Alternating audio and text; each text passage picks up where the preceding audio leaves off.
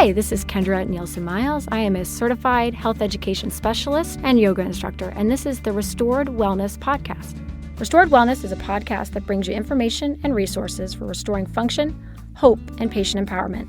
Our focus is on chronic pain, fatigue, and other chronic, often invisible medical conditions. We have a specific interest in hypermobility disorders and related conditions, movement, nutrition, and mind-body strategies for living well. Thank you for tuning in.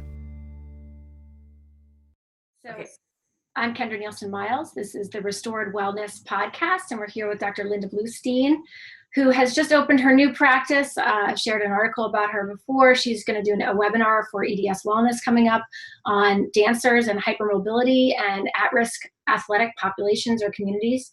And we're happy to have you here. So thanks for being here. Thank you. It's great to be here. I would love to hear, this whole idea of dealing with at-risk. I didn't really know exactly how to phrase it, but the way that I think about it is at-risk athletic communities, but it's also populations of people, because some people might not necessarily identify with being athletic. I don't know that I necessarily did, but I certainly was a dancer and I did gymnastics, and I guess I was also quote unquote an at-risk population too, doing these certain, types of athletic endeavors. Mostly because I liked it, but also because that was kind of what I was good at. I was not great at team sports because I couldn't see, which is sometimes common in hypermobility, not always. I didn't have the best coordination and hand-eye control, but I did very well by myself, and I loved feeling of movement, and I was flexible.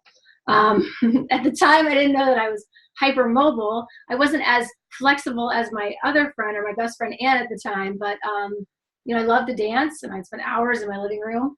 And always wanted to be a ballet dancer, and also did gymnastics until I was told I was too tall. And what I did.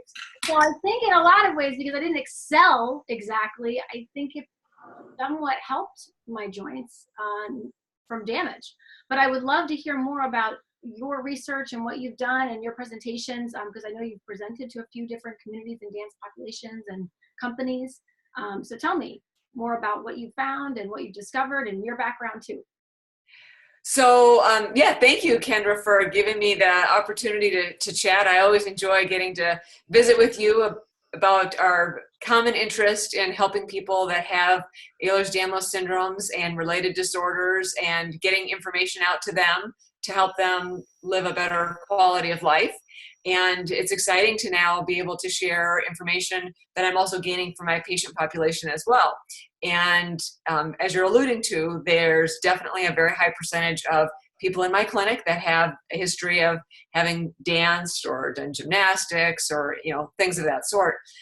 It's interesting, when I first started doing my research on hypermobility disorders, I'm going to use that as an umbrella term for now, hypermobility disorders. That's probably the best term to use, I would say, for lack of a consensus on an umbrella term, and because hypermobility can be caused from so many different, whether it's a connective tissue disorder or other acquired, condition, and how they all overlap, we don't really know. So I like using hypermobility related disorders or hypermobility disorders as well.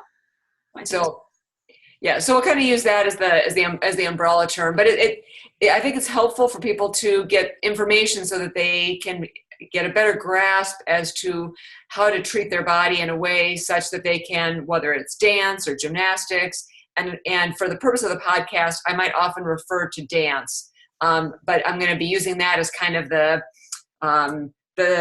main group of people that might be listening, but certainly there's going to be, rather than saying dancers and gymnasts and each time. So right, exactly.